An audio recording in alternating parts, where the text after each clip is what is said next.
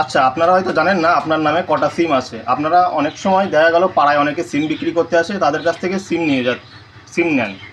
কীভাবে চেক করবেন আপনার নামে কটা সিম চলছে? আপনার সাথে তো ফ্রড হতে পারে। কীভাবে চেক করবেন চলুন মোবাইলের মাধ্যমেই দেখিয়ে দিচ্ছি।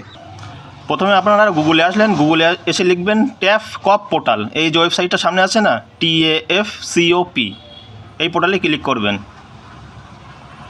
এই পোর্টালে ক্লিক করার পরে আপনাদের সামনে এমন একটা ইন্টারফেস সামনে চলে আসবে। তারপর একটু নিচের দিকে আসবেন, তারপরে আপনার ফোনের যে মোবাইল নাম্বার, সেটা মোবাইল নাম্বারটা এখানে বসিয়ে দেবেন।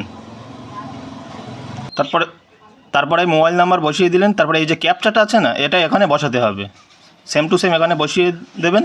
তারপরে ভ্যালিডেট ক্যাপচা, এখানে ক্লিক করবেন। তারপরে আপনার মোবাইলে একটা ওটিপি আসবে, সাকসেস ওটিপি সেন্ড, এটাকে ওকে ক্লিক করবেন। তারপরে ওটিপিটা আসলে ওটিপিটা এখানে বসিয়ে দেবেন। তারপরে লগ ইন, এখানে ক্লিক করবেন। তারপরে এমন একটা ইন্টারফেস সামনে চলে আসলো। দেখুন আমার আধার কার্ডে এই দুটো সিম চলছে, দুটো নাম্বার এখানে শো হচ্ছে। এইভাবে আপনারা চেক করে নিতে পারবেন আপনার নামে কটা সিম চলছে।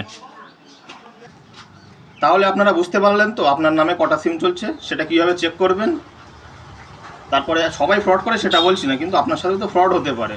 ভিডিওটা যদি ভালো লাগে তাহলে সকলের কাছে ভিডিওটা শেয়ার করে দেবেন।